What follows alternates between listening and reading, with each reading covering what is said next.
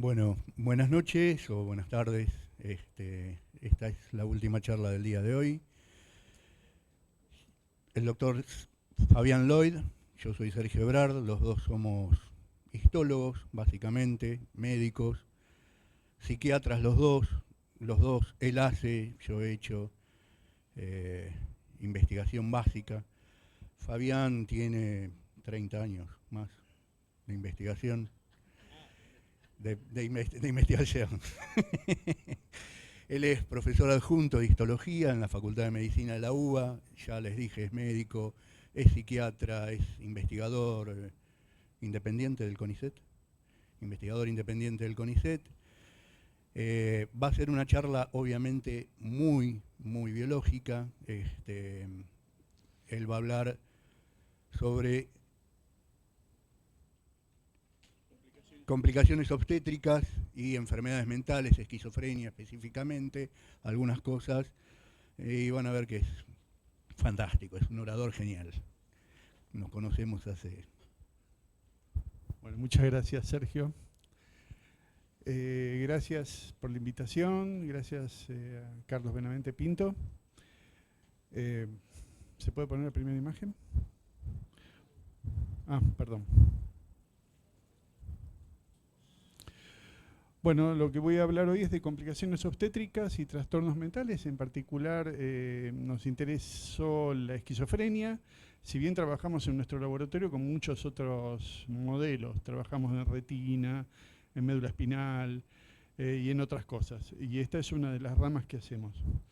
Ya desde mediados de los 80, en particular desde el año 85 que hago investigación, con el apoyo de la Universidad de Buenos Aires, donde me recibí, el CONICET, y bueno, este es el logo de nuestro laboratorio, el Laboratorio de Neuropatología Experimental.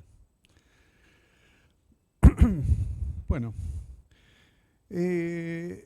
las complicaciones obstétricas son muchísimas y pueden ser desde un trastorno en la placenta, una toxemia gravídica, hemorragias o anemias de la madre, la famosa torcedura de cordón,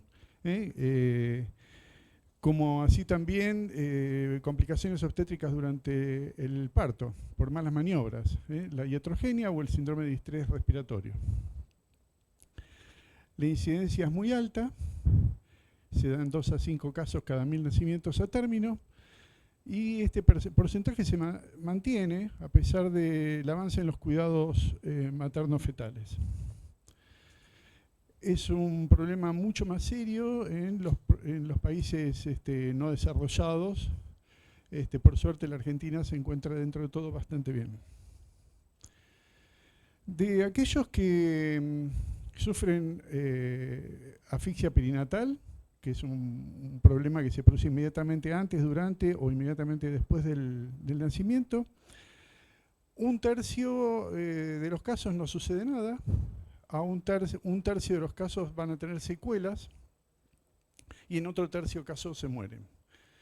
En ese tercio que tiene secuelas, las más comunes relacionadas con la psiquiatría son el trastorno de déficit de atención e hiperactividad, trastornos psicomotores, trastornos visuales y auditivos, epilepsia, retardo mental, el más grave, parálisis cerebral, y nosotros empezamos a trabajar en la posibilidad de que veamos neurodegeneración, procesos neurodegenerativos, durante un periodo que estuve en Suecia, en el Instituto Karolinska, en los 90.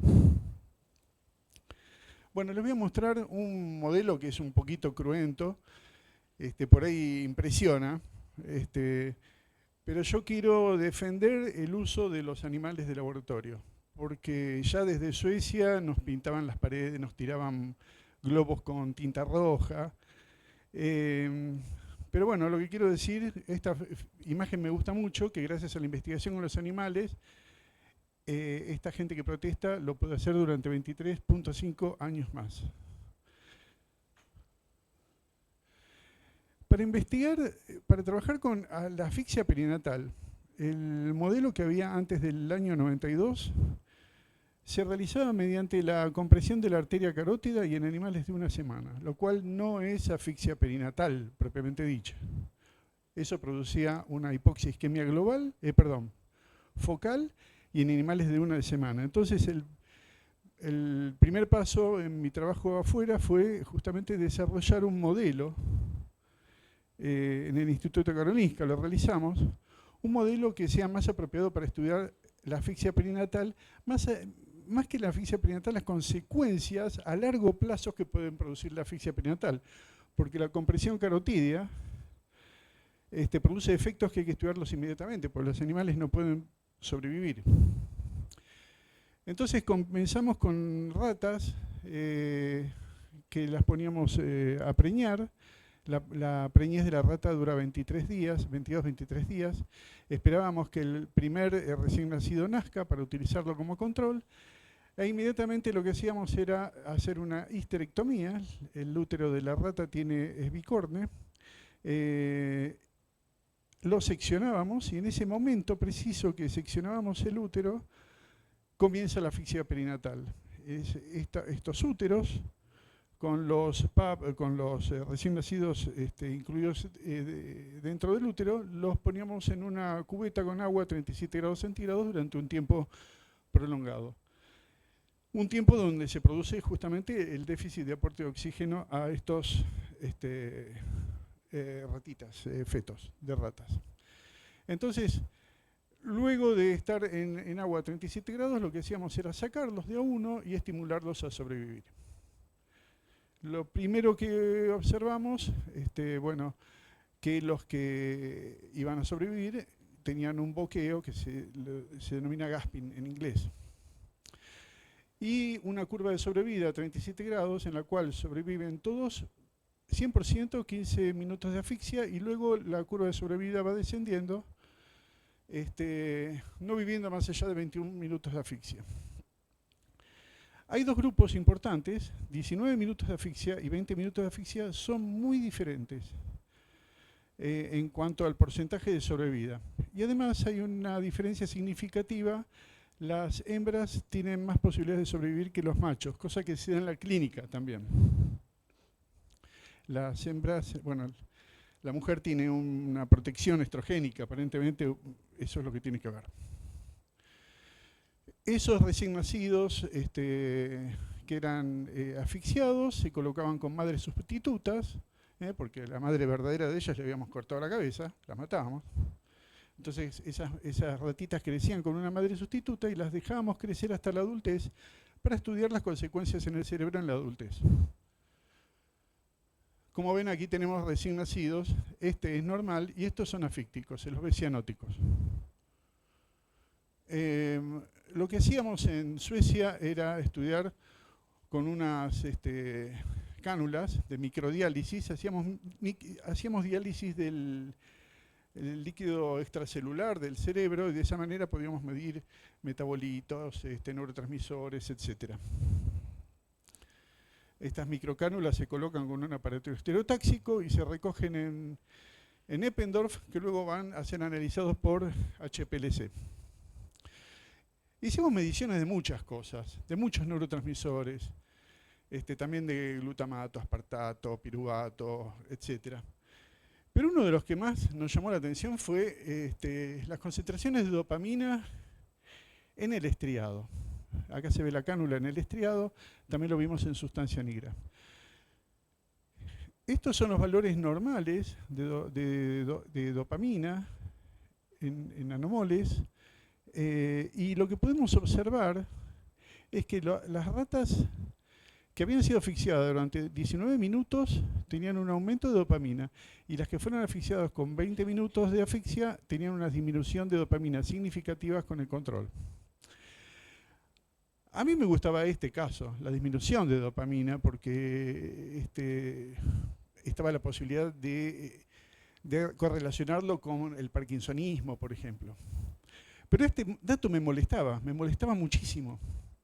¿Por qué? Y lo habíamos hecho en muchísimas ratas. ¿Por qué 1 minuto de diferencia nada más? A los 19 minutos produce un aumento de dopamina y a los 20 minutos una disminución de dopamina.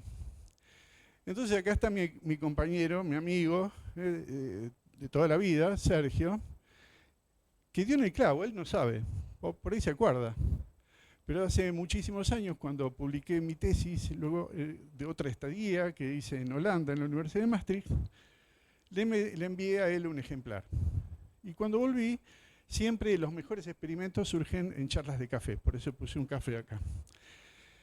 Y me dijo, me interesa ese aumento de dopamina en el estriado, porque, bueno, y ahí me avivó del tema de la hiperdopaminergia estriatal, en los casos de esquizofrenia, por ejemplo. Puede ser interesante, habría que verlo, hay esquizofrenias que están relacionadas con la hiperdopaminergia, y ahí empecé a estudiar.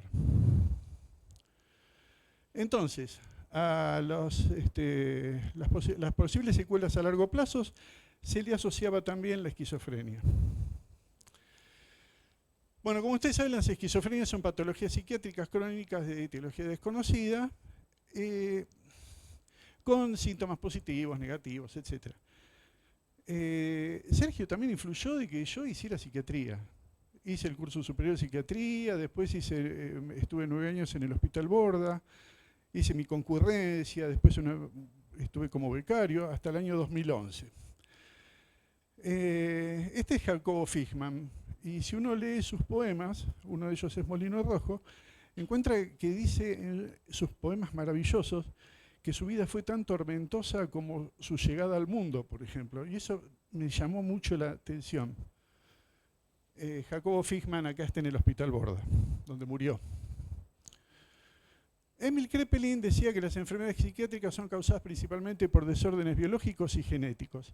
No es el único, también lo decía Santiago Ramón y Cajal, cuando hablaba de las famosas plantitas que crecen, si crecen en una maceta chiquita o grande, etc.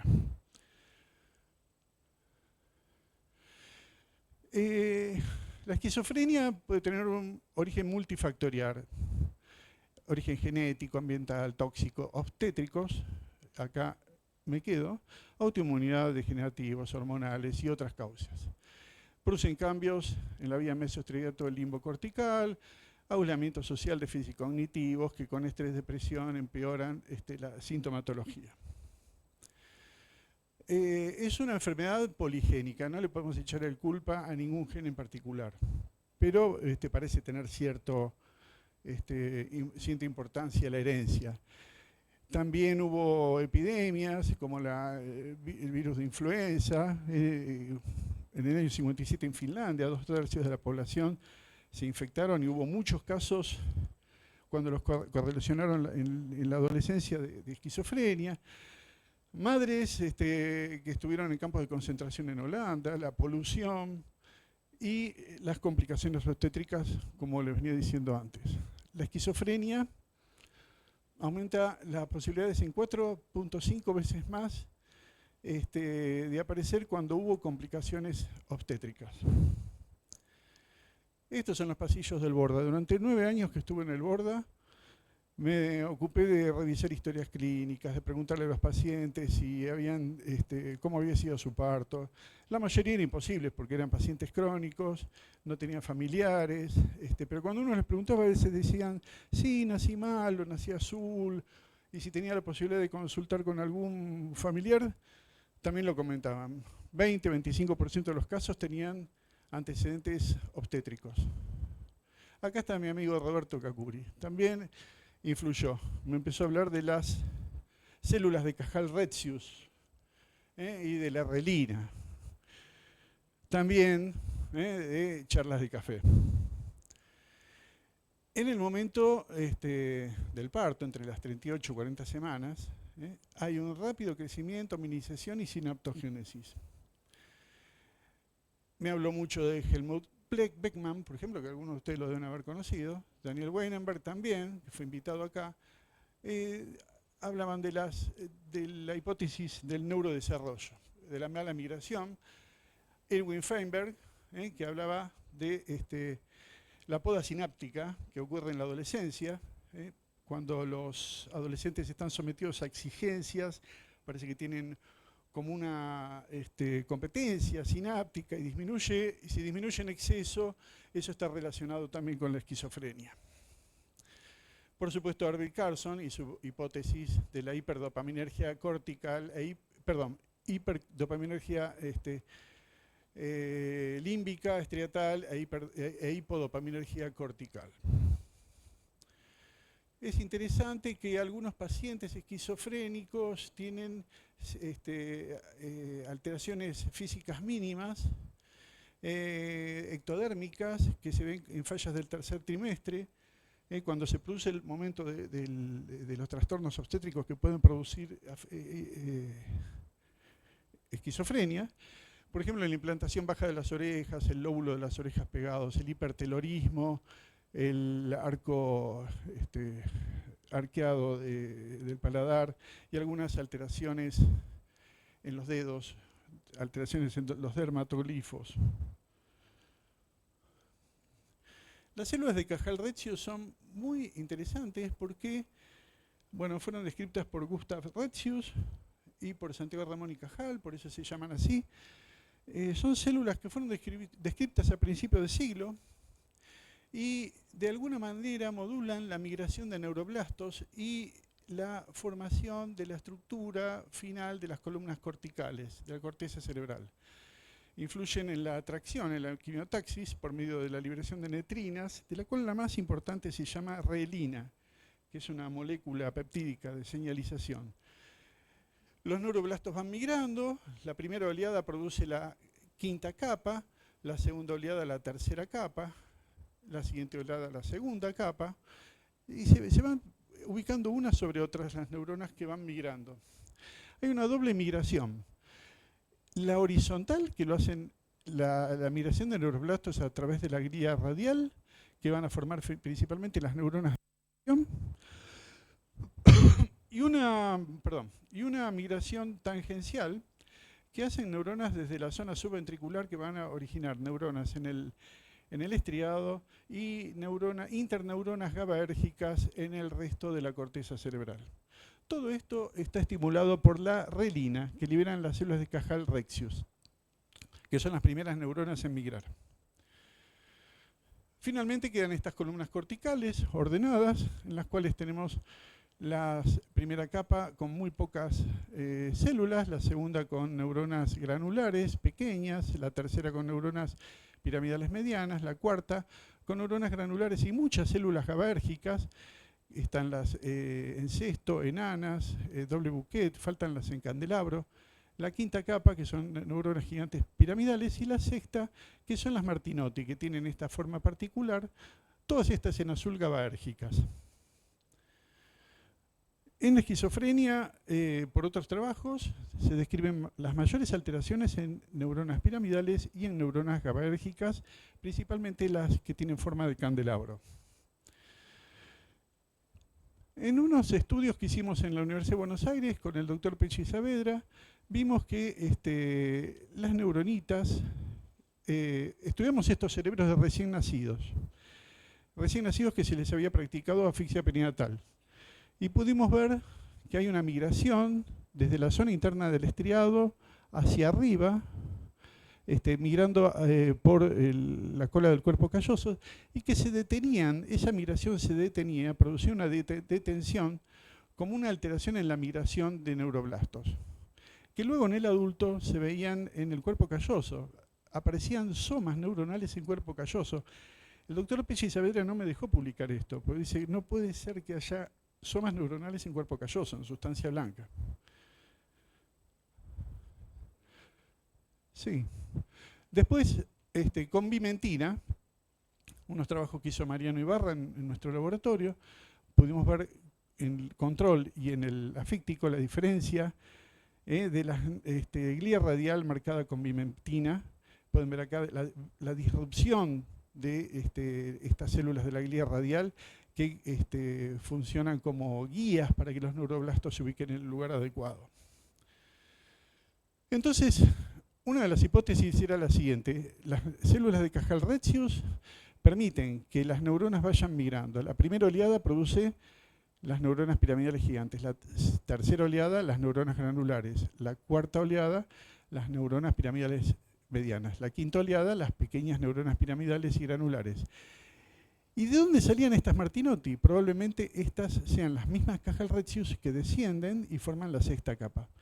Esto era una idea personal después de ver qué sucede en el cerebelo con las células grano. Como pueden ver, estas células grano al principio están en la capa externa del cerebelo y luego migran hacia abajo, formando las células grano con la típica subdivisión del axón en T. Y cuando hicimos estudios de estas neuronas con oxionítricos, con ADPH de aforasa, que es una técnica para evidenciar neuronas que liberan óxido nítrico, pudimos ver que en el control no hay somas, hay muy pocos somas en la capa 1, en el afíctico hay muchas células de Cajal-Retzius en la capa 1. Esto es adulto, en rata adulta, de 4 meses. Y en el control había muchas células de Martinotti en la capa 6 y en el afíctico, fíjense que por esta disrupción, esta inhibición del descenso, probablemente haya menos células de Martinotti. También en la capa 2 y 3, las células adoptan un tamaño mayor, las piramidales, con tortuosidades, se engruesan.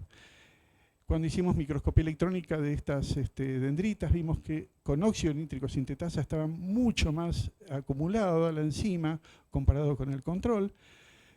Y en Holanda lo que vi es que había mucho más GMP cíclico, que es el segundo mensajero que produce el óxido nítrico, en los afícticos comparados con el control. Es decir, que este óxido nítrico sintetasa es realmente activa, libera más óxido nítrico. Esto es contradictorio con la esquizofrenia, porque en estudios post-mortem de pacientes esquizofrénicos no se ve gliosis, nosotros sí lo vemos, por lo menos en las ratas, gliosis en el estriado y en la sustancia nigra, teñido con proteína gliofiliar ácida. También vimos un aumento de neurofilamentos de 260 kilodalton en los afícticos comparados con los controles en el estriado. Estos son los parches del estriado. Y en el microscopio electrónica vimos un aumento también de gliofilamentos. Esto es interesante porque esto es una neurona normal en corteza. No, perdón, esto es estriado. Una neurona normal en estriado de rata, en control, y en los afícticos suelen verse estas neuronas en degeneración, con un aumento de la densidad electrónica y un achicharramiento y oscurecimiento, aumento de densidad también en el núcleo. También alteraciones en la sinapsis, en los afícticos comparados con los controles, en la microscopía electrónica, o sea, del aparato sináptico que estamos acostumbrados a conocer y estudiar, que describió Eduardo de Robertis. En algunas ocasiones hemos visto en los afícticos también edema alrededor de los vasos sanguíneos, en los capilares. Un edema que se ve en los pies astrocitarios. En los papers se describe mucho una disminución del neurópilo en los esquizofrénicos comparados con el normal. Es algo que nosotros no lo hemos visto. Bueno, y acá viene otra charla de café. En realidad es una charla de café que duró más de 10 años. Acá lo tenemos a Pablo Vázquez Borsetti, que una vez vino a mi laboratorio a pedir trabajo y trabajamos juntos desde ese entonces. Es maravilloso todos los estudios que ha hecho, especialmente estudiando el neurodesarrollo y las neuronas GABAérgicas, que tienen que ver con este modelo de posible esquizofrenia. Siempre discutimos con él si es un modelo para esquizofrenia o no. Yo le digo que no puede haber ratas esquizofrénicas porque no tienen corteza prefrontal. De hecho, es imposible ver una rata que alucina o delire. Pero se pueden ver otras cosas, se pueden ver comportamiento, por ejemplo, y me convenció. Él es biólogo. Sí. Bueno, por eso no me gusta mucho hablar de esquizofrenia, porque después me dicen, no, esquizofrenia. Bueno. Estudiamos con Pablo cambios en las neuronas GABAérgicas, en la corteza cerebral, en la corteza insular y en el estriado. Bueno, ¿tiene corteza prefrontal la rata?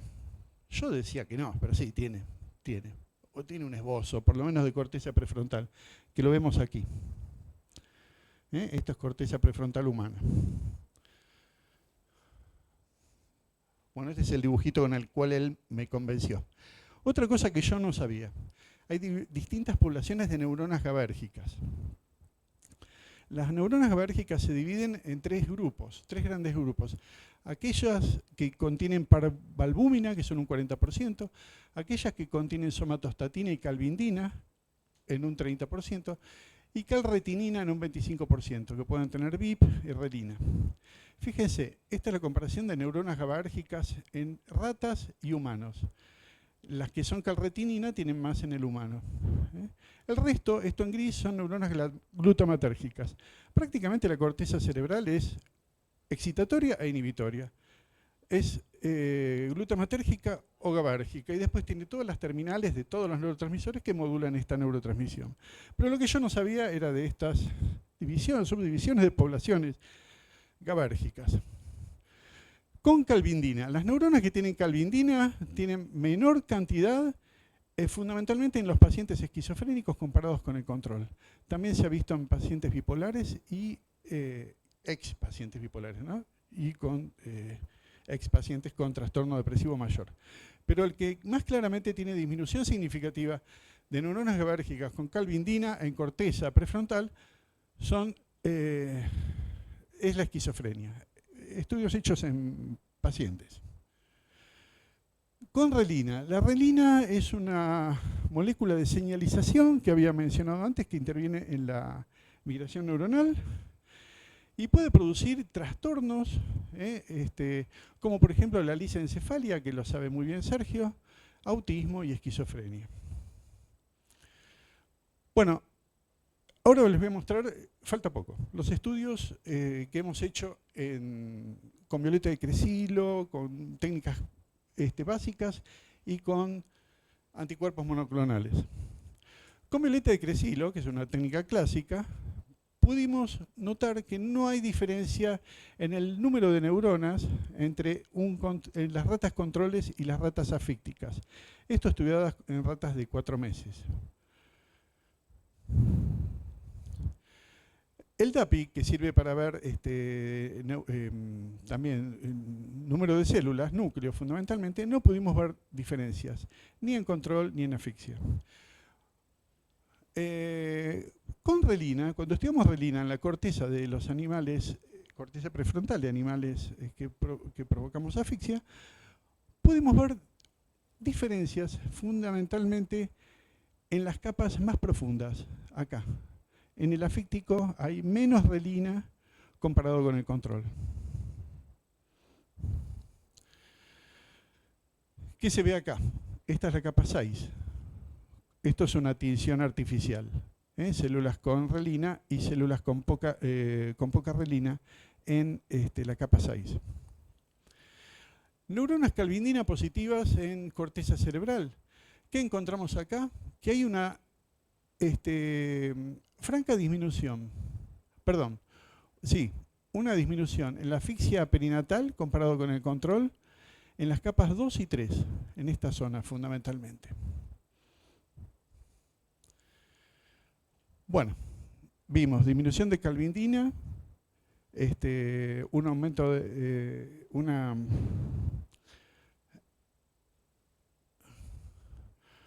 disminución de relina. Vamos a ver ahora algunos aspectos conductuales. Con el Open Field se colocan ratas en esta caja y se evalúa dónde caminan. Como las ratas se ponen ansiosas, caminan mucho más buscando la escapatoria en los costados de la caja. Es raro que vayan a la parte central. Si van a la parte central, quiere decir que las ratas están poco ansiosas. Si están mucho buscando la escapatoria, son ratas muy ansiosas. Lo que pudimos ver es que en la asfixia perinatal estaban mucho menos en la parte central que en los controles. Esto marca una clara ansiedad en los animales. Otros modelos que estudiamos en esta caja fueron los contactos entre las ratas, el pouncing, que es la solicitud del juego, se muerden el cuello para jugar, o hair pulling, que es se tiran del cuello para jugar, se muerden, se boxean, huelen, el grooming, que es acicalamiento. En lo que vimos fundamentalmente cambios es en el pouncing, que es la solicitud de juego. Es decir, que claramente baja la solicitud de juego del pouncing en la asfixia perinatal comparados con el control. En interacción social también,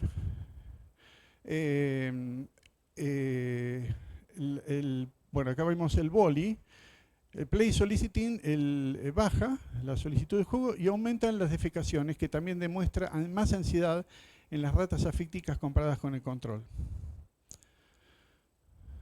Elaine Walker, en el año 93, describe con videos retrospectivos que les pidió a las familias de personas que tuvieron esquizofrenia cómo había sido su infancia, y encontró que, bueno, que esos chicos solían estar más aislados, que no interactuaban con sus compañeros, que se ponían muy ansiosos frente a profesores, y básicamente déficits en la interacción social.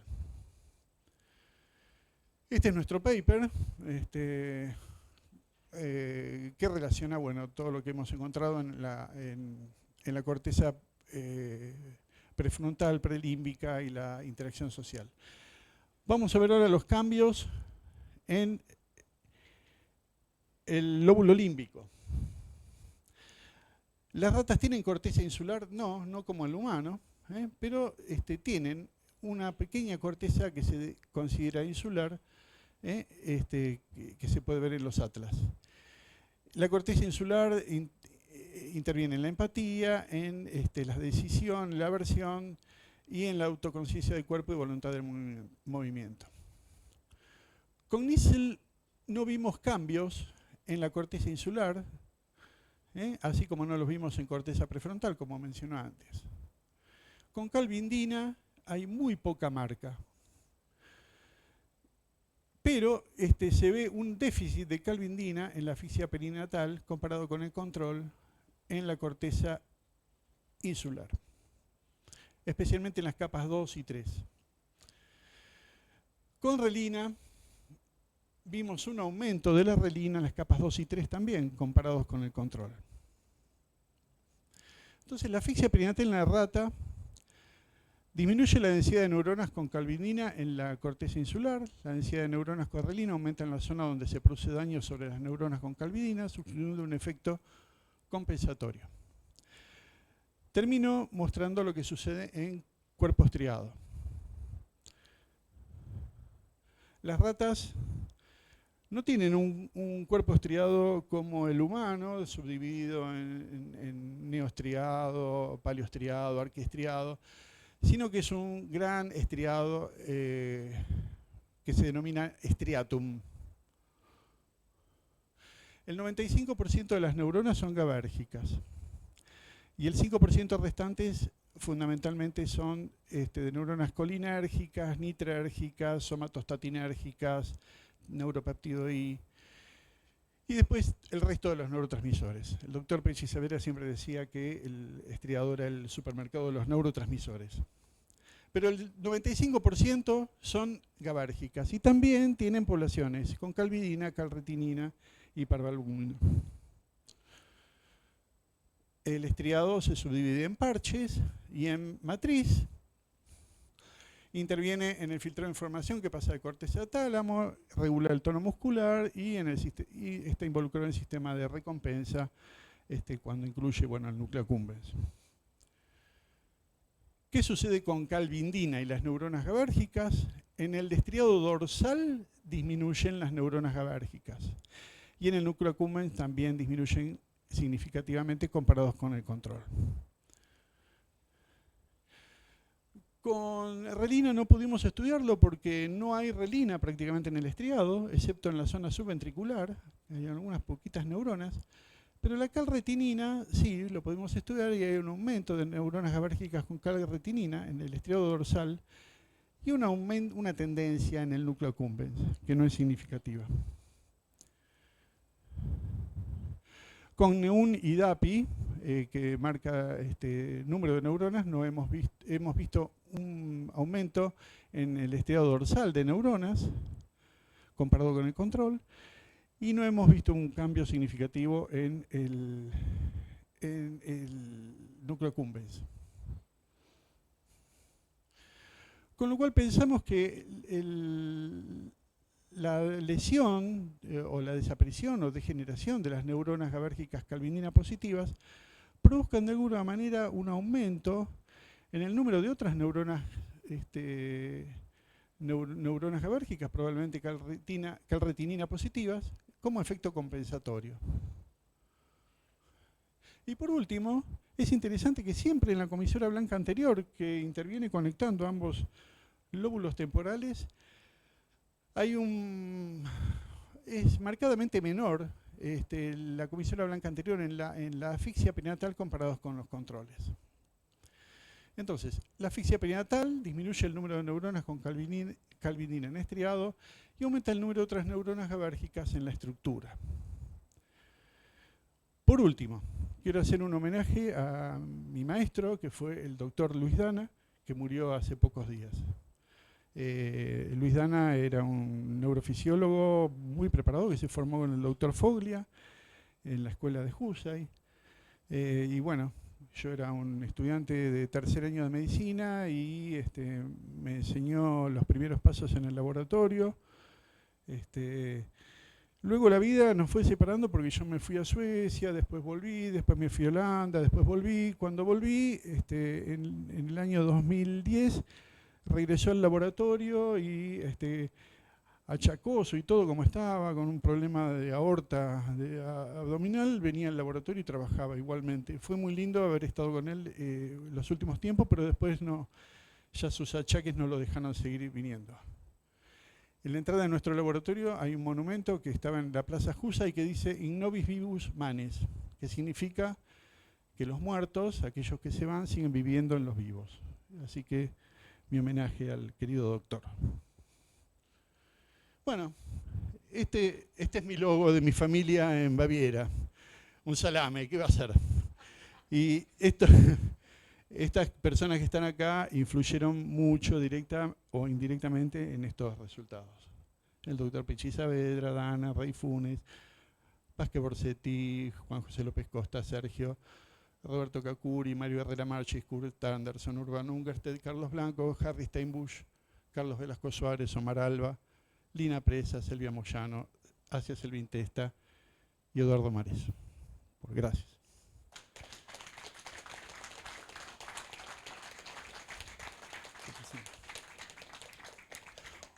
Bueno, muchas gracias. Quería presentar acá a Sergio, que ya, bueno, todos lo conocen.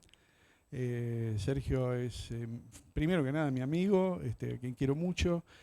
Es un gran psiquiatra, un psiquiatra especial. Investigador como pocos.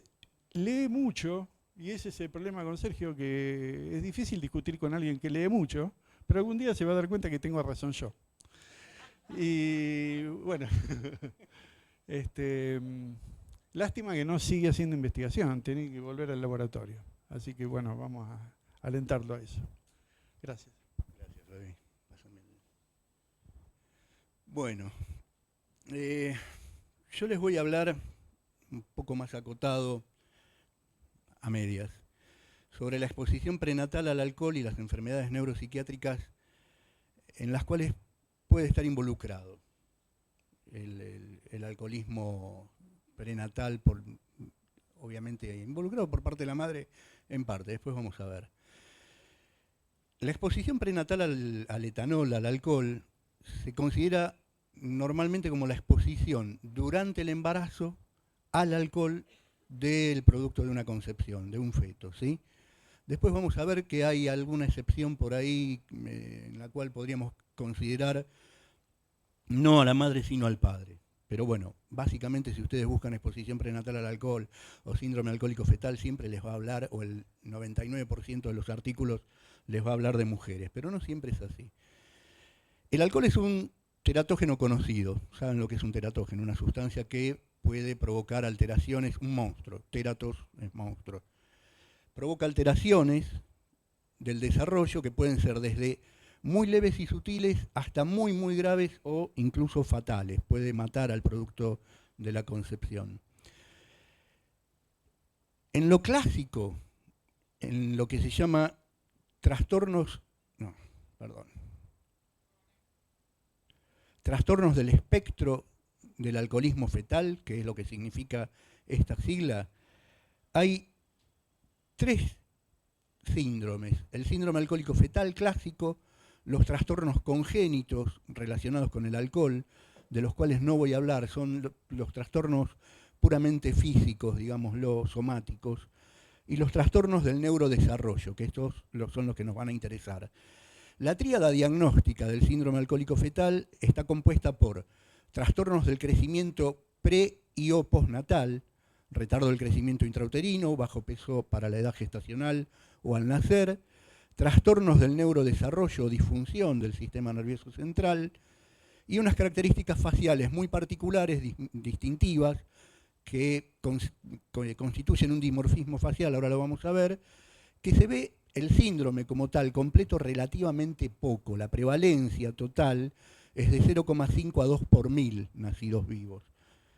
Pero si consideramos los 3, el síndrome alcohólico fetal, los trastornos congénitos y los del neurodesarrollo, la prevalencia global de los 3 es de 9 a 10 por 1000, aproximadamente un 1%, lo cual ya no es tan infrecuente. Acuérdense que la prevalencia de la esquizofrenia también ronda el 1% en general. Fíjense la prevalencia mundial del uso de alcohol en embarazadas. Nosotros estamos en un 10 a un 15%. Y fíjense qué es lo que pasa con la prevalencia mundial del síndrome alcohólico fetal, ese que tenía una baja prevalencia. Esto es cada 10.000.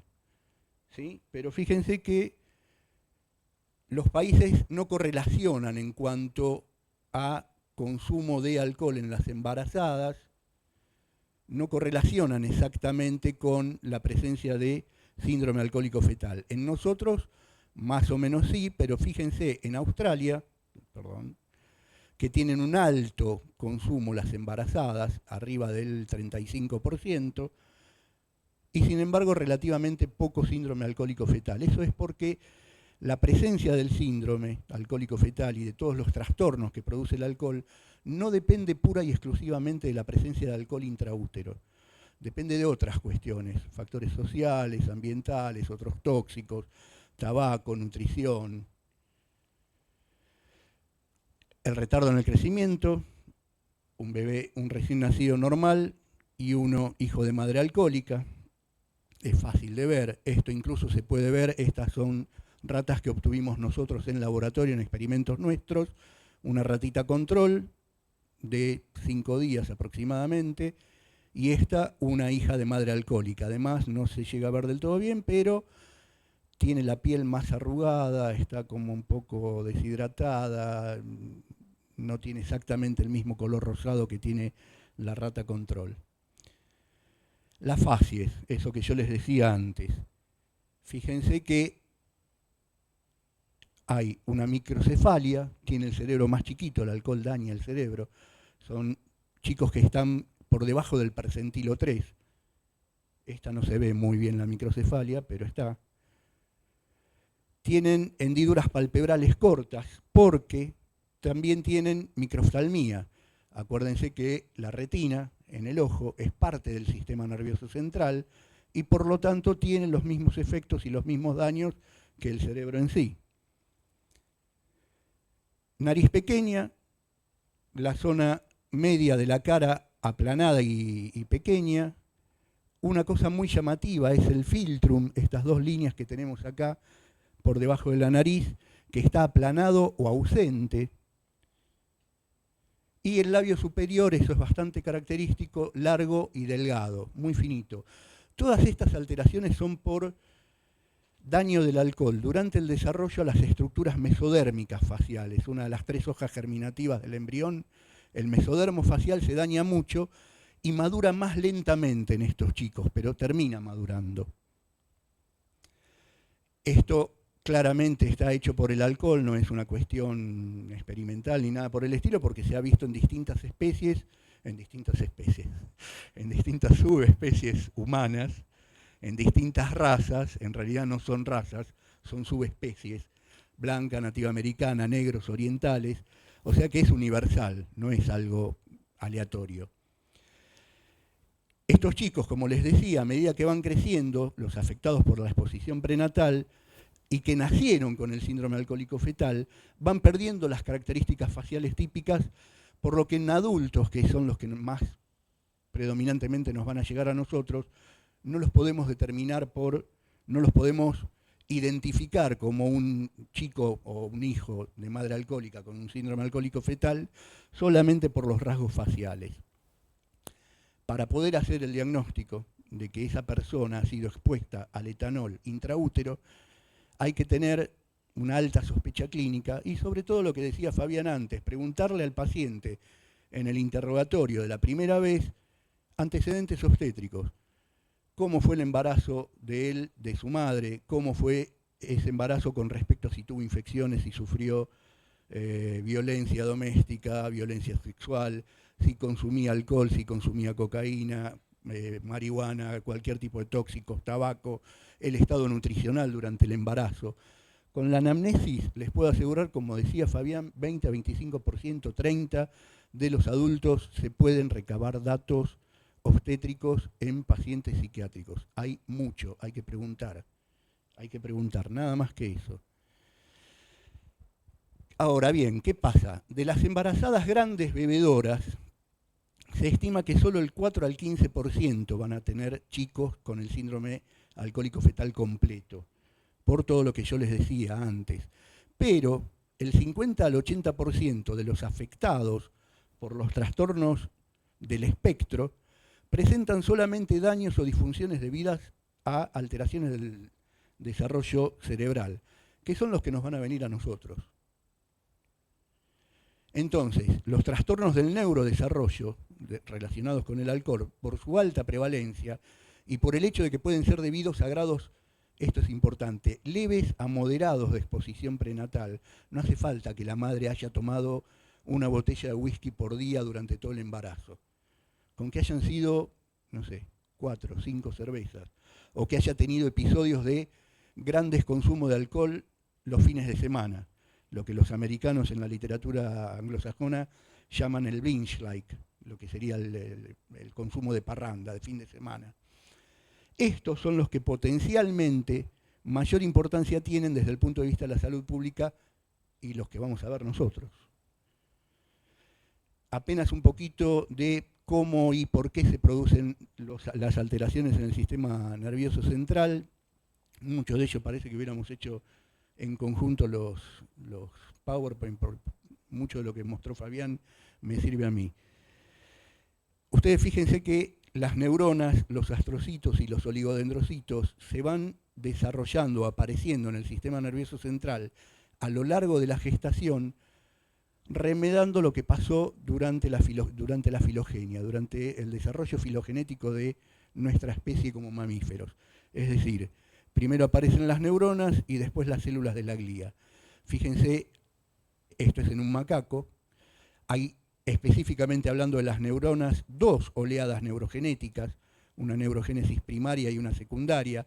La primaria es la que hablaba Fabián de la migración radial desde la zona subventricular, periventricular, y la secundaria, que es mayor en número y más tardía en el embarazo, principalmente de las eminencias gangliónicas, lateral y medial, sobre todo de la lateral, y neuronas GABAérgicas, los que contaba él antes. Y fíjense qué es lo que pasa con distintos parámetros del desarrollo del sistema nervioso central en distintos momentos del embarazo. No es todo lineal, no es que hay proliferación celular lineal en todo el momento, hay un pico acá en el tercer trimestre, después que esto es neuronal, básicamente, después desarrolla la glía, la migración neuronal, que se produce en 2 tandas, esto es de la capa granulosa del cerebelo, una estructura transitoria pero muy, muy importante en el desarrollo de la corteza cerebral, que es la subplaca, que apenas posteriormente al nacimiento, durante el primer año desaparece. La subplaca es muy, muy importante, después les voy a comentar para qué, y se puede ver alterada por el alcohol. Y la famosa mielogénesis, que es la secuencia con la cual se van mielinizando los distintos sistemas motores, sensitivos y de asociación en el cerebro durante el desarrollo. Lo que yo siempre digo y lo clásico, ¿por qué un bebé no nace caminando? Como sí pasa en otras especies. Hay otras especies, la jirafa pare a su feto, se para y empieza a caminar y a correr, porque de ello le depende la vida. Bueno, nosotros no caminamos apenas nacemos porque lo que nos falta mielinizar es la vía piramidal, que empieza con el nacimiento, pero adquiere más o menos al año la cantidad de mielinización suficiente como para poder empezar a dar los primeros pasitos y después se va especializando. Lo mismo pasa con las vías asociativas y eso es muy importante para las zonas corticales de mayor desarrollo filogenético. Fíjense lo que pasa no solo en la vida fetal, embriónica y fetal temprana y tardía, sino hasta la adolescencia. Por ejemplo, agregación neuronal y citoarquitectura. Incluso hasta durante la infancia hay modelación de las estructuras citoarquitectónicas en el cerebro. Acá dice sinaptogénesis y espinogénesis, es decir, la formación de sinapsis y de espinas dendríticas. Fíjense que se prolonga hasta pasada la adolescencia. Ni que hablar de la maduración neuroquímica y la mielinización, que termina también pasada la adolescencia. Lo que yo les comentaba antes de la subplaca. La subplaca es una capa neuronal que está por debajo de lo que va a ser la corteza cerebral madura y que determina de las aferencias tálamo-corticales la que va de qué núcleo del tálamo a qué zona de la corteza, en qué corteza se convierte. Por ejemplo, para que la corteza prefrontal sea corteza prefrontal, tiene que recibir ramos tálamo-corticales del núcleo dorsomedial. Hay experimentos incluso donde se ha cambiado el Rakik, por ejemplo, que es un genio loco, ha mandado el núcleo dorsomedial a la corteza calcarina, visual primaria, y obtuvo corteza prefrontal en la pericalcarina. La calcarina normalmente tiene que tener aferencias tálamo-corticales desde el geniculado lateral, ¿sí? O sea que la corteza depende qué corteza es de qué núcleo del tálamo viene. Y por eso tenemos cortezas que histológicamente, si bien tienen 6 capas, la neocorteza, no todas las cortezas son iguales. Una corteza, ¿dónde está? La precentral, acá, la motora primaria, tiene una bruta capa 5, que es la capa motora por excelencia de la corteza, y la prefrontal o la granular tiene una muy poca capa 4, que es la granular típica de la calcarina. La capa 4 es la zona predominantemente sensitiva de la corteza. Esto todo se puede alterar por el alcohol. Ahí tienen las regiones corticales de Brodmann, bien conocidas por todos nosotros. Y les quería dejar la imagen esta de que la mielinización en el cerebro comienza intraútero, termina pasada la adolescencia, en una secuencia parecida a cómo se forman las capas corticales citoarquitectónicamente hablando, según el mapa de Brodmann. Pero esto, según lo que había visto Flechsig en sus famosas áreas mielogenéticas. Y hay zonas corticales de distinto orden de prioridad, si se quiere, áreas corticales primarias, que son las motoras y somatosensitivas y visuales y auditivas clásicas, las de asociación unimodal, donde se asocian las distintas características de un solo sentido, las de asociación polimodal y las de asociación supramodal, básicamente la prefrontal. Son distintas jerarquías de corteza que si se ve alterado el desarrollo de alguna de ellas, va a haber algún efecto, seguro. Y si uno piensa, como hacía Kleist o Leonard, en términos neurobiológicos, la psiquiatría, nosotros podemos correlacionar, hagan el ejercicio, se puede correlacionar la conducta del paciente con estructuras anatómicas, corticales o cerebrales, y después pedir imágenes, estudios, lo que sea. Se puede hacer, hay que hacerlo. Tenemos que ser psiquiatras médicos, me parece a mí. O neuropsiquiatras o volver, no deberíamos habernos separado, eso es un logro de la psiquiatría anglosajona, tanto inglesa como americana, haber separado la neurología de la psiquiatría, a diferencia de cómo era en Francia o en Alemania, que eran neuropsiquiatras. Bueno, el mapita clásico de Kleist con todo su mapeo que Jaspers catalogó de mitología cerebral, pero que no es tan mitología. Bueno, y en la exposición prenatal se pueden producir alteraciones de la corticogénesis y se pueden establecer displasias corticales, que son alteraciones de la forma normal que tiene que tener esa corteza. Hay un montón. La clasificación de displasias corticales es como la de anemias, más o menos, es un quilombo. Perdón. Una de ellas es esto, se llama polimicrogiria. Fíjense que a partir de acá, la cisura de Rolando para adelante, hacia anterior, todo el cerebro es polimicrogírico, es decir, tiene muchas pequeñas circunvoluciones. Eso se puede ver acá también, muy bien, ¿sí? Y es una displasia cortical, además. Esa corteza, histológicamente hablando, no tiene las mismas 6 capas que tiene la neocorteza común. Fíjense a comparación, estas son imágenes del libro de Fonecónomo, estas imágenes de lo que es una corteza de 6 capas normal, cómo es armónica, y fíjense esto, que más parece una corteza cerebelosa, con muchas folias, que una corteza cerebral pura. ¿Se acuerdan de las dendritas que habíamos mencionado? ¿Se acuerdan que lo clásico, esto lo saben de histología de primer año de medicina, las dendritas son el polo sensitivo de la neurona, el cuerpo celular es el integrador y el axón el polo motor, ¿sí? Y esas dendritas, sobre todo las apicales en las neuronas piramidales, tienen o pueden tener espinas dendríticas que sobresalen como si fueran las espinas de un tallo de una rosa.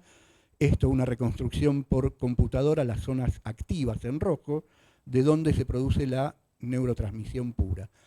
Si ustedes ven ahí en esa imagen de microscopía electrónica, llegan a ver el tronco de la dendrita, la espina dendrítica y la terminal axónica. Y ahí tienen 2 sinapsis, una sinapsis axodendrítica de espina y otra de tallo. Bueno, todo esto con el alcohol se puede alterar, ahora vamos a ver cómo.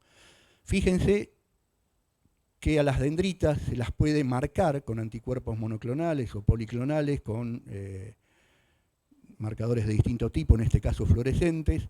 La actina, que está en la espina, es parte del aparato de la espina, y un marcador muy importante que es la MAP2, que les voy a pedir que lo recuerden porque después les voy a mostrar resultados propios.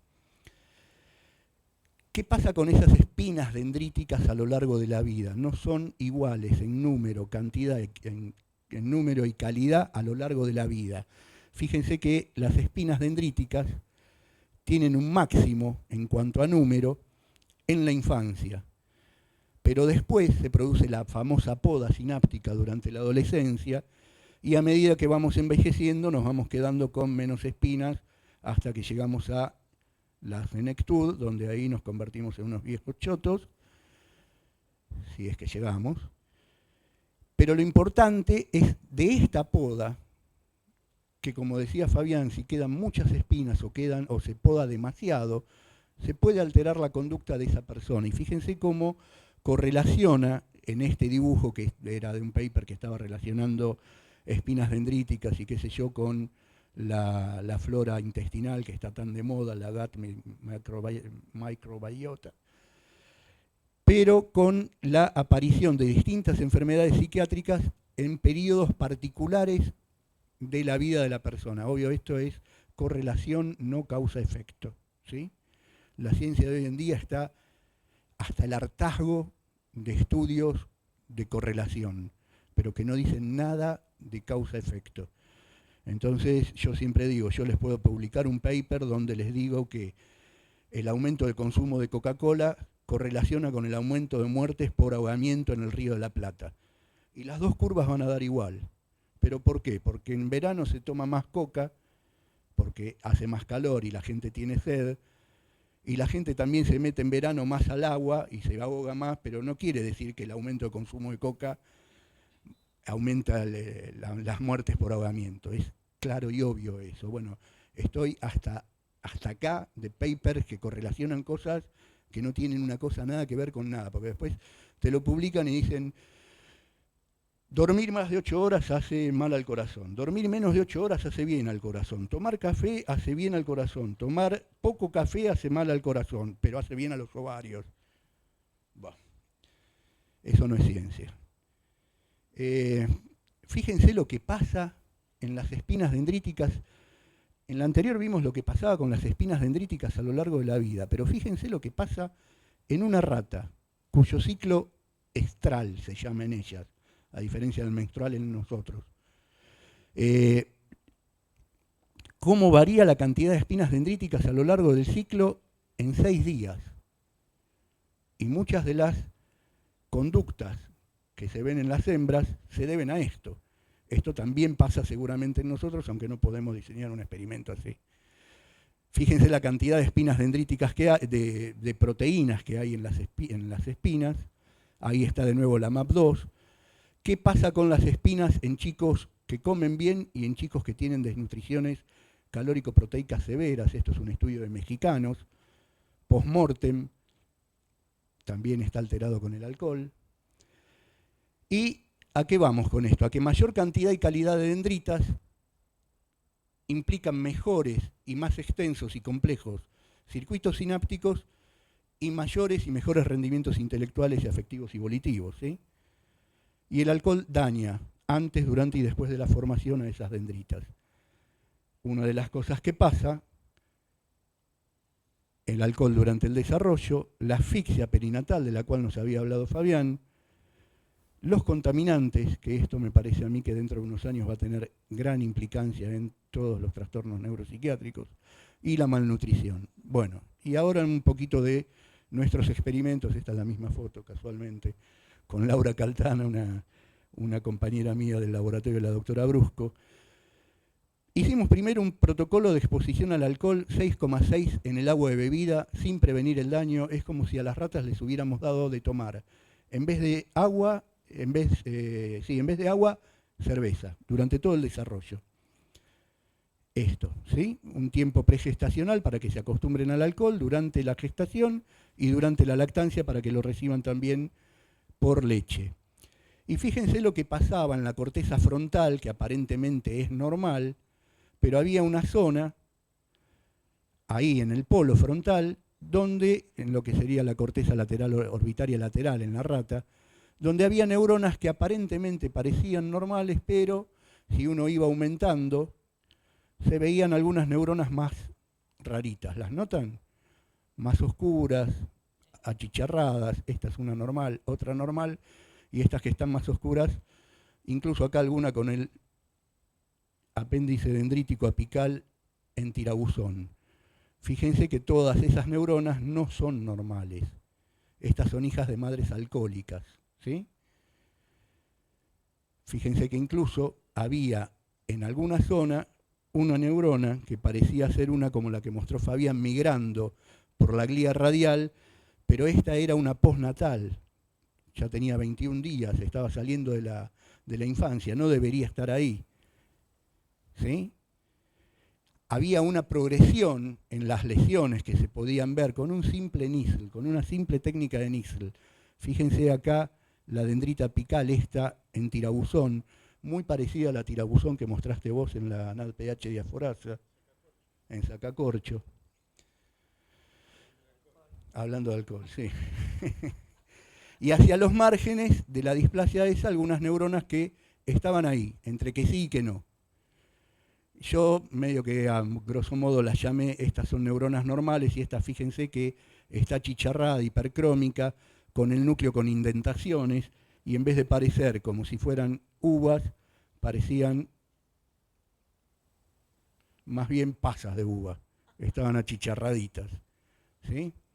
Bueno, esto tiene explicaciones que no vienen al caso ahora de cómo se forman o cómo van migrando las neuronas durante el desarrollo a partir de un solo precursor que va largando neuronas en forma radial, o un precursor que se multiplica primero y después larga oleadas. Esta podría haber sido la imagen o el porqué de esa ubicación tan rara de neuronas alteradas junto a neuronas normales. A mí me llamaba la atención eso. ¿Cómo puede ser que tengo una neurona normal y al lado tengo otra alterada? Pues probablemente lo que estuviera alterado era el progenitor que le dio origen previamente, antes de que migrara. Otro protocolo con 5,9 de alcohol, menos alcohol, pero en dieta líquida. Acá se le daba, es como si se le diera ensure con alcohol. Todas las calorías de la dieta, las proteínas, los ácidos grasos, todo más el líquido junto con alcohol. Fíjense lo que pasaba, este estudio lo hizo una compañera mía, Paula, lo que pasa con la corteza cerebral a lo largo del desarrollo en la rata. Fabián les dijo, tienen 21, 22, 23 días de gestación. A medida que va progresando la gestación, la corteza de las alcohólicas se va quedando más fina en grosor. Y de nuevo, la famosa relina, que acá está, es una proteína de membrana secretada por estas células de Cajal-Retzius. Nosotros también encontramos, Paula encontró, que a lo largo de toda la gestación la relina en las hijas de madres alcohólicas está siempre por debajo, lo cual va a implicar que haya menor migración y la formación de displasias corticales. Esto no lo publiqué, me faltaron todos los experimentos o todas las edades, la verdad que el estudio era interesante, era prevenir el daño. Estaba mal diseñado el experimento porque a nadie en su sano juicio se le ocurriría dejarla a la embarazada que siga tomando alcohol y darle una droga para prevenir el daño. Le decís, nena, deja de tomar alcohol. Pero bueno, uno a veces en ciencia se desliga un poco de la clínica y diseña mal los experimentos. Yo había hecho lo mismo de exposición prenatal al alcohol, pero en la última semana del desarrollo darle una droga, la buspirona, que está en uso clínico, es un agonista 5-HT1A, se usa como ansiolítico no benzodiazepínico, lamentablemente en la Argentina la sacaron, pero es una droga fantástica por el mecanismo de acción que tiene y cómo actúa. Tiene propiedades neuroprotectoras, según lo encontramos, y estudiamos a distintas edades postnatales, incluso hasta la adultez tardía. Postnatal 5, 21, 35, 60 y 90. Fíjense qué pasó con la MAP2. La línea negra es la normal, el control. Fíjense, la que apareció en rojo es la de los alcohólicos, tienen mucha menos MAP. Y fíjense lo que pasaba, si bien no llegaba al nivel exactamente control, pero en los niveles, si bien no con el perfil, con buspirona. Revertía o prevenía el daño en cuanto a las dendritas, ¿sí? Esto en una zona del cerebro, el hipocampo, que es importantísimo para la memoria, por ejemplo. ¿Qué pasaba en la corteza frontal? Acá es que no tengo tantas edades, por eso no lo publicamos. Fíjense lo que pasaba, de nuevo, MAP2 en hijas de madres alcohólicas, siempre los mismos perfiles. Eso es importante porque quiere decir que estaban bien medidos. Y fíjense lo que pasaba con la buspirona, prevenir el daño, ¿sí? ¿Qué manifestaciones neuropsiquiátricas hay durante la infancia y la adolescencia? Pueden ser chicos completamente normales, cognitiva y conductualmente. Pueden tener retrasos mentales de distinto grado, desde leve hasta profundos. Puede haber trastornos del desarrollo psicomotor, del lenguaje o del aprendizaje, autismo y trastornos generalizados del desarrollo, trastornos por déficit de atención y epilepsias y los trastornos psiquiátricos relacionados con la epilepsia. Y en adultos se puede ver también, de nuevo, normalidad completa, total y absoluta. Trastornos de personalidad, y esto es importante, están constatados en hijos de madres alcohólicas el disocial o antisocial, el de inestabilidad emocional, el dependiente y el evitativo, trastornos por abusos y o dependencia de sustancias que muchas veces son comórbidos con los de personalidad, trastornos de la conducta sexual, psicóticos, esquizofrenia y afectivos mayores, y epilepsias de nuevo. Ahora, última, ¿qué pasa si este hijo de madres alcohólicas durante la adolescencia, con mayor tendencia al consumo de alcohol o drogas y con trastornos de la personalidad, le damos un saque más de alcohol? Esto también en ratas. Acá las dejamos recuperarse, les dimos alcohol durante 6 semanas y las dejamos recuperarse a otro grupo durante 10 semanas, a ver si revertía el daño espontáneamente con la abstinencia. ¿Y qué pasaba? Que la MAP2, acá hay 3 áreas, hipocampo, estriado y corteza, centrémonos en la corteza, no recuperaba la MAP2 las dendritas, a pesar de haber estado más tiempo en abstinencia y recuperación de lo que habían estado en consumo, ¿sí? Cosa que no pasaba en el hipocampo e incluso en el estriado, donde había una especie de efecto rebote. Se recuperaba y hasta un poco más arriba. Entonces es como darle la estocada final en la adolescencia. De hecho, Miller y Speer en el año 2006 dijeron, bueno, si yo tengo un feto que fue expuesto al alcohol, se transforma en adolescente, tiene conductas riesgosas, consume alcohol, si es una mujer se embaraza y se hace el ciclo de nuevo, lo que él llamó el generador de alcoholismo, pero resulta que esto ya lo habían descrito Morel y Mañán hace 150 años, pero claro, los yanquis que no son muy afectos a leer historia no deben ni saber quiénes son Morel y Mañán, pero están. Y el bueno de Lombroso, que basado en esas teorías, habló del humo criminal y de la transmisión vertical de muchas de estas taras. No me critiquen por lo de taras, está bien usada la palabra. Están tarados, tienen un peso con el que vienen de nacimiento. Y dio origen a estos movimientos de la temperancia, higienista, eugénico, bueno. Fíjense el trastorno antisocial. En la etiología se supone que hay factores biológicos y sociales.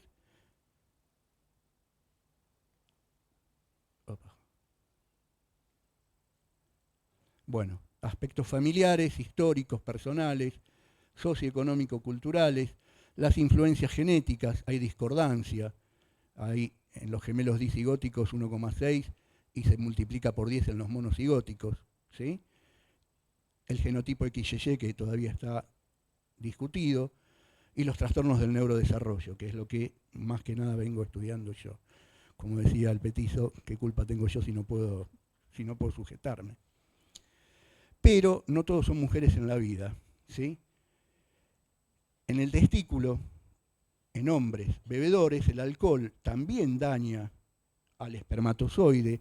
No sé si se acuerdan, pero la formación, la espermatogénesis y sobre todo la espermiogénesis, desde la espermátide temprana hasta la espermátide tardía y el espermatozoide, los cambios que se dan son muy, muy, muy complejos, sobre todo en el empaquetamiento del ADN, y se ha visto que hay cambios en la metilación del ADN en estos espermatozoides. Y este hombre, Ernest Leibel, un canadiense obstetra y ginecólogo, desde el año 97 viene publicando que hay efectos, sobre todo conductuales, relativamente leves, en hijos adultos de padres alcohólicos y no madres, ¿sí?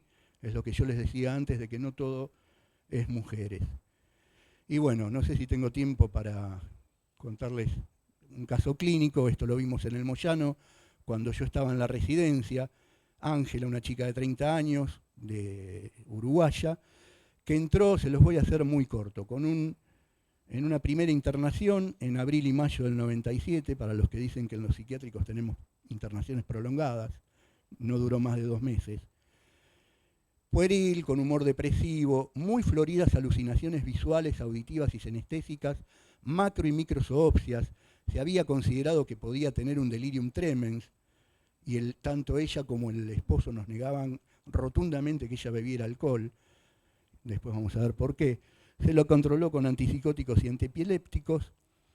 Una segunda internación, unos meses más tarde, en agosto y septiembre, vino esta vez con un cuadro que era un cuadro catatónico, inhibición psicomotriz, rigidez, piel seborreica, no tenía alucinaciones visuales, pero sí auditivas, una voz que le decía matate, tenés que matarte, alguito de alteración en parámetros vegetativos, autonómicos, con 2 sesiones de tratamiento electroconvulsivo se la controló.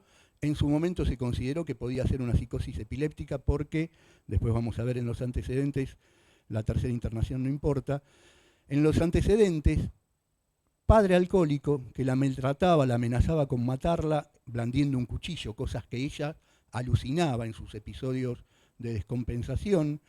La madre era alcohólica, bebió alcohol durante toda la gestación de Ángela, la madre era prostituta y la obligó a ella a prostituirse. Tenía una sobrina con epilepsia y retraso mental por asfixia perinatal, un tío materno epiléptico, es decir, una familia cargadita. Y de niña era inquieta, se mordía los dedos, pero eso a nivel de casi la lesión y no la automutilación, pero a ese nivel. Frecuentes déjà vu y jamais vu, episodios de discontinuidad vivencial, decíamos, habrá tenido ausencias, crisis parciales.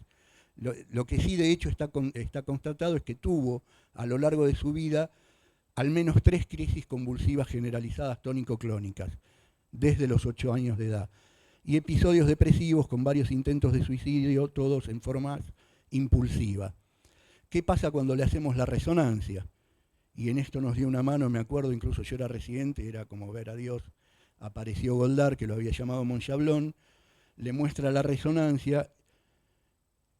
Algunas cosas de acá las detecté yo, como por ejemplo un hipocampo que estaba un poquitito más chico que el otro, el derecho con respecto al izquierdo.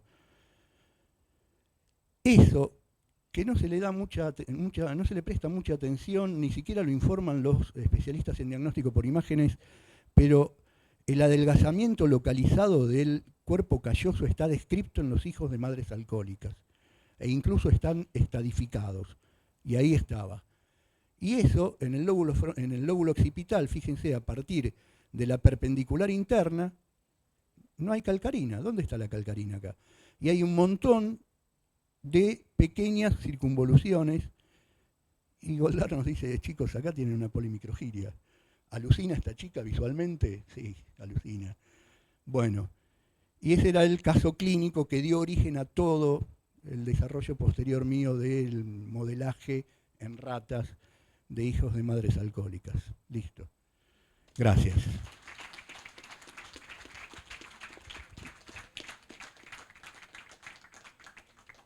¿Tenemos tiempo para alguna pregunta? Sí, para felicitarlos. No voló una mosca de lo interesante que fue todo. Gracias. Lo mío también es catatípico porque fui ayudante de histología toda la carrera. O sea que esto me fascinó, de verdad. Esto es histología pura.